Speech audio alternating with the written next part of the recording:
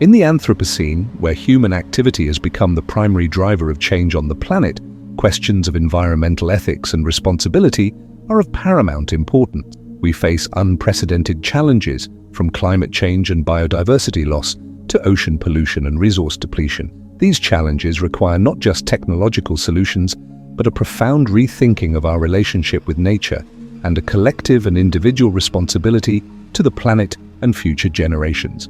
This is not just a question of survival, but a fundamental moral imperative that determines our ability to ethically coexist with all forms of life. This is seeing unlimited greatness. Historically, humanity has often viewed nature as an inexhaustible resource designed to meet its needs. However, today it is becoming clear that this approach is unsustainable.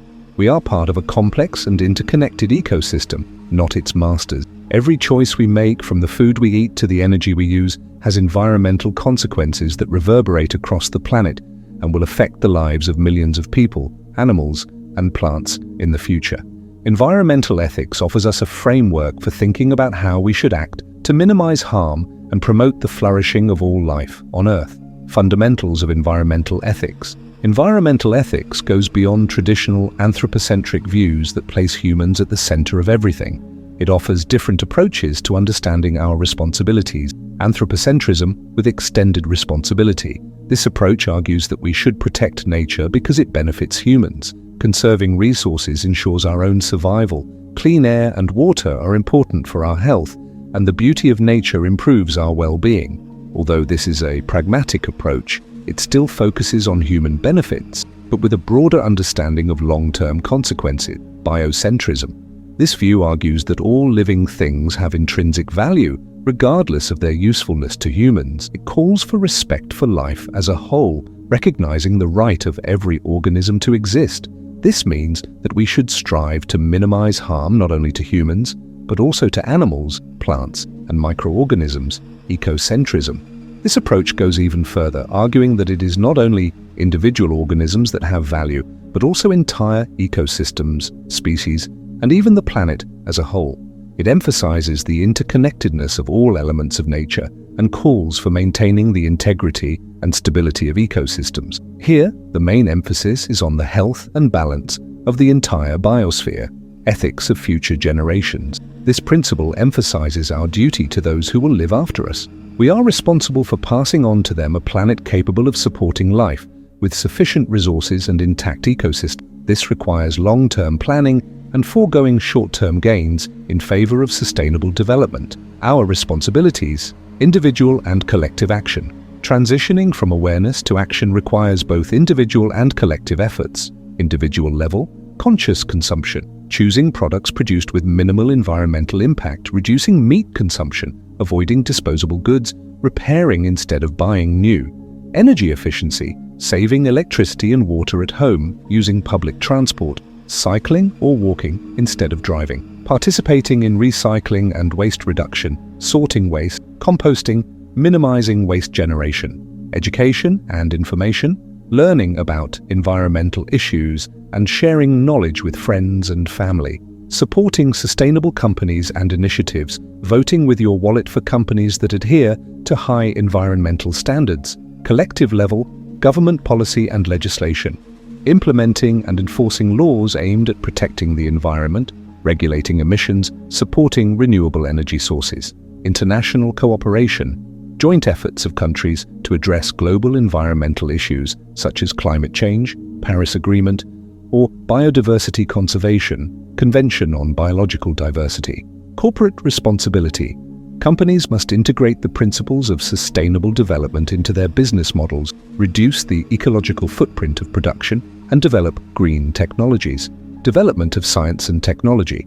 Investments in research and development of clean technologies, new processing methods, and environmental monitoring system. Civil society and activism. The role of non-profit organizations, social movements, and activists in raising awareness, lobbying for change, and directly participating in environmental projects. Challenges and the future of environmental responsibility. Accepting environmental responsibility faces a number of challenges. Economic interests often conflict with environmental goals, requiring compromises and new business models. Inequality in access to resources and differences in the level of development of countries also complicate the process, as developing countries often need more support to make the transition to sustainable development. Cultural habits and mentalities rooted in consumer society require significant efforts to change behavior and values. However, the future of environmental responsibility lies in integrating environmental principles into all spheres of life, from education and economics to politics and everyday behavior. This does not mean simply saving nature, but building a new sustainable society where people recognize themselves as an integral part of the global ecosystem. Our duty to the planet and future generations is not a burden, but an opportunity to build a fairer, healthier, and more harmonious world for everyone. This is a call for joint action that will require courage, ingenuity, and a deep sense of interconnectedness with all living things. The depth of interconnection. We are part of nature. Beyond ethical principles, understanding our environmental responsibility is rooted in the awareness of the deep, inextricable interconnection between humans and nature. We cannot exist without an ecosystem that provides us with air, water, food, and all the resources we need. By destroying nature, we are in fact destroying the foundations of our own survival and well-being. This interdependence manifests itself at every level, from the microorganisms in the soil that ensure fertility to the forests that regulate the climate and air quality. Our health, mental state, and economic stability are directly dependent on the health of the planet. Ignoring this fact is tantamount to sawing off the branch you are sitting on. Modern research in the field of eco-psychology confirms that contact with nature is vital for our mental and emotional well-being. Nature deficiency, or nature deficit syndrome, is associated with increased levels of stress, anxiety, and depression. Spending time outdoors in the forest or by a body of water helps to lower blood pressure, improve mood, and improve concentration. This confirms that caring for nature is not only altruism, but also selfishness in the best sense of the word, since it directly affects the quality of our own lives. Education and changing consciousness. A key factor in developing environmental responsibility is education. From an early age, it is necessary to instill in children a love and respect for nature, an understanding of its value and fragility. Environmental education should be integrated into all levels of the curriculum in order to form a generation that is aware of its duty to the planet. This includes not only knowledge of the problems, but also teaching practical skills for a sustainable lifestyle, developing systems thinking, and the ability to solve problems collectively. Changing consciousness is a long-term process that requires effort from everyone. This means moving from a consumer mentality of taking everything you can to a mentality of conservation and restoration. We must learn to appreciate not only what nature gives us in the form of resources, but also its intrinsic value, its ability to support the most complex life processes. This is a cultural shift that will require rethinking economic models, ethical norms, and even the philosophical foundations of our existence. Examples and success stories play an important role in this process. Stories of communities successfully transitioning to renewable energy, of restored forests, of saved species, all this inspires and shows that change is possible.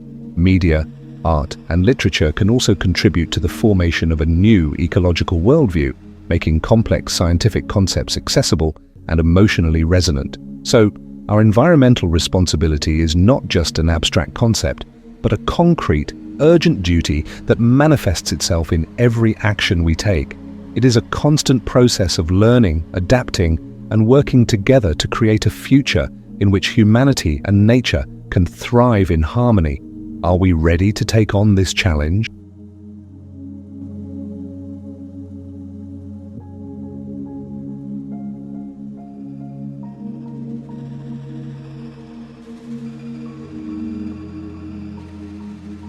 If you'd like to support the channel and help us keep pushing forward, there are links in the description where you can donate.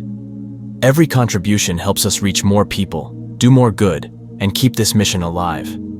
There's also a store down below where you can grab something for yourself, or even better, a gift for someone you care about. It's a simple way to spread love and let someone know they matter. We're all just trying to grow, to become better, to rise above the noise and step into who we're really meant to be.